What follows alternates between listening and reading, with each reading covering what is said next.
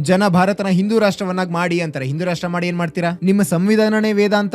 ಎಲ್ಲಿಂದ ಬಂತು ಆ ಸಂವಿಧಾನ? ಅರ್ಥ ಮಾಡ್ಕೊಳ್ಳಿ. ಅದ್ರಲ್ಲಿ ಬರ್ದಿಲ್ಲ ಈ ಮಾತು ಉಪನಿಷತ್ತಿಂದ ಬಂದಿದೆ ಅಂತ. ಆದ್ರೆ ಅದು ಸ್ವತಃ ಒಂದು ಉಪನಿಷತ್ತೆ. ಬರೀ ರೆಫರೆನ್ಸ್ ಕೊಡೋದಷ್ಟೇ ಉಳಿದಿದ್ದು. ಅದನ್ನು ಉಲ್ಲೇಖ ಮಾಡಿದ್ರೆ ಜನಗಳು ಕೋಪ ಮಾಡ್ಕೊಬಿಡ್ತಾರೆ, ಧಾರ್ಮಿಕ ಗ್ರಂಥ ಆಗ್ಬಿಡುತ್ತೆ. ಅದು ಧಾರ್ಮಿಕ ಗ್ರಂಥನೇ. ಹಾಗಾದ್ರೆ ಮನುಷ್ಯರಲ್ಲಿ ಸಹೋದರತ್ವ ಇರೋದಕ್ಕೆ ಹೇಗೆ ಸಾಧ್ಯ ಹೇಳಿ? ಫೆಟರ್ನಿಟಿ ಎಲ್ಲಿಂದ ಬರುತ್ತೆ? ಏನೆಲ್ಲ ವಿಷಯಗಳು ನಿಮ್ಮ ಸಂವಿಧಾನ ಹೇಳ್ತಿದೆಯಲ್ಲ, ಅದು ಸಾಮಾನ್ಯ ಜನರ ರಚನೆ ಅಲ್ವೇ ಅಲ್ಲ. ಪ್ರತಿಯೊಂದು ರೀತಿಯ ಲಿಬರ್ಟಿ ನಿಮ್ಮ ಸಂವಿಧಾನ ನಿಮ್ಗೆ ಕೊಡ್ತಾ ಇದೆ. ಎಷ್ಟೆಲ್ಲ ರೀತಿಯ ಫ್ರೀಡಮ್ಗಳಿದೆಯೋ ಅದನ್ನ ಸ್ಟಾರ್ ಅಲ್ಲಿ ಹಾಕಿ ಬರೆದು ಕೊಟ್ಟಿದ್ದಾರೆ.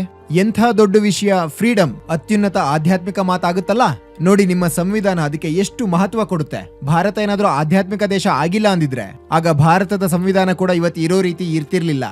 ಜನಗಳಿಗೆ ಅನ್ಸೋದಿಲ್ಲ ನಮ್ಮ ಸಂವಿಧಾನ ಪ್ರಪಂಚದ ಬೇರೆ ಕಾನ್ಸ್ಟಿಟ್ಯೂಷನ್ ಇಂದ ಇನ್ಸ್ಪೈರ್ ಆಗಿದ್ದ. ಅಲ್ಲ, ನಮ್ಮ ಸಂವಿಧಾನ ನಮ್ಮದೇ ಮಣ್ಣಿಂದ ಬಂದಿದ್ದು. ಇಲ್ಲಾಂದ್ರೆ ನಾವು ರಿಪಬ್ಲಿಕ್ ಹೇಗಾಗ್ತಿದ್ವಿ?